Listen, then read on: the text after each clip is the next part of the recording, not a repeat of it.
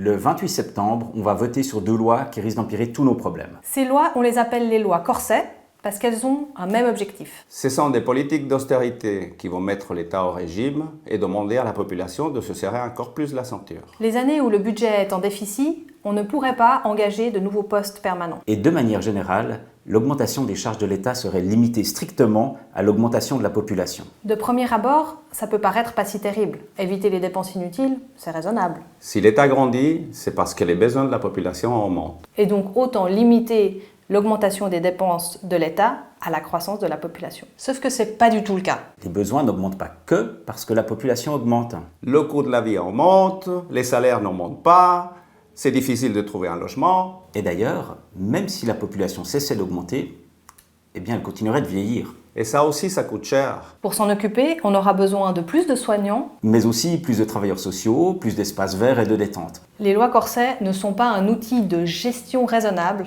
de l'État. Même si ça, on va l'entendre beaucoup pendant la campagne. Elles ont été conçues par des gens qui pensent que l'État ne devrait être responsable de personne. C'est à chacun et à chacune de se démerder. Plus le temps passe, plus les inégalités se creusent.